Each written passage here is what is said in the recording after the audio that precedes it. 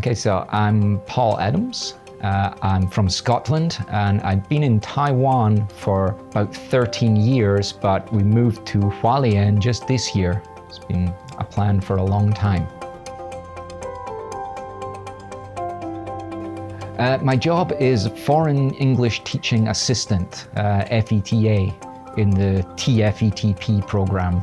So what I'm doing now is working in 2 elementary schools, here in Nanhua Elementary School, also in Guanghua Elementary School, where I teach everyone from grade 1 up to grade 6. Like it says, it's a teaching assistant job, like not an actual teacher. So I'm teaching with another co-teacher who's Taiwanese. And we work together to give the kids the best English experience possible.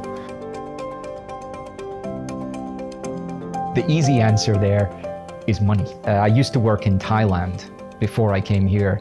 In Thailand, 15 years ago, if you're an English teacher, you earned enough money to live a great life there, a very comfortable life, because Thailand's so cheap. You weren't getting paid much money, but you didn't need much money. But the thing is, if you wanted to travel back home, like pay for flights, that money's gone. So I heard from an American who was passing through our town one day about Taiwan. I'd never really thought about Taiwan before. And he mentioned he worked teaching English in a town called Hualien. I had no idea where Hualien was. Okay, knew nothing about this country. So I had a plan. I would come to Taiwan for 1 year, live in a tiny apartment with really low rent, eat rice, drink water, no partying, no fun, and just save money for a year. And that was 13 years ago. I just forgot to go back. I got stuck here. I just started making friends, picking up some of the language, joined some bands in Taichung, and met a wife as well. Yep, started getting pets, and now my life is here. I have no intention of ever leaving Taiwan. I'm a very, very light sleeper, so any noises, like loud noises, can wake me up real easily. But out at Liutan, there's none of that. The only lights we see are the lights that we put in our own garden, like just for decoration.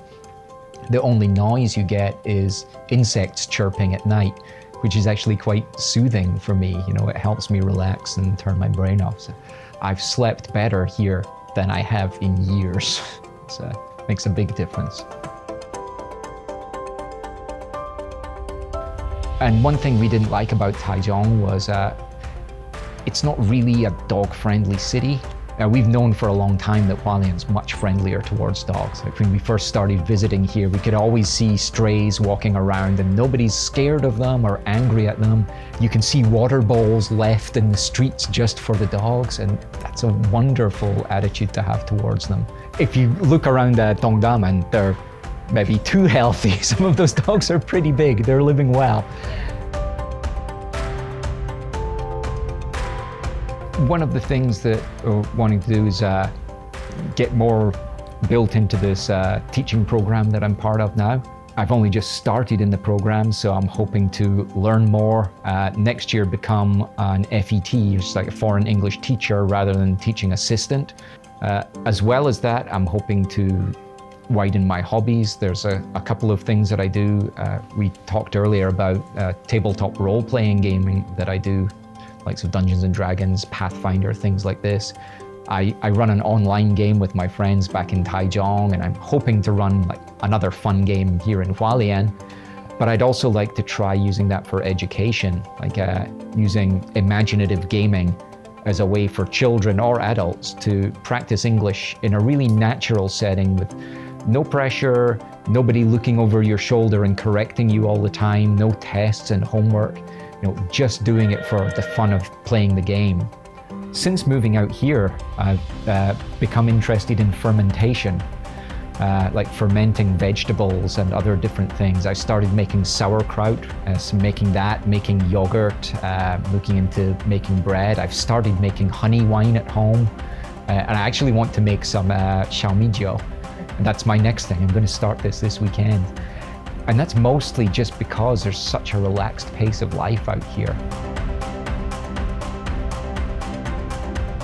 One thing I would say is make it easier for people to be a part of the educational system, especially public education. I know the government is required to adhere to certain standards. That's completely understandable. I think the government also has to understand that qualified teachers from other countries will look at Taiwan and the payment that is being offered here, the salary ranges and benefits, and then they'll look at other places like China, Hong Kong, Japan, Korea, which all offer much better packages. And as well as that, international schools here, they obviously have more money than the government does, so they can offer vastly better compensation packages.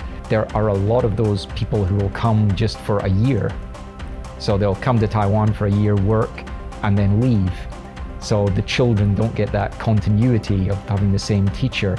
Others are very inexperienced. They're qualified, but this is their first teaching job. So they have a lot to learn.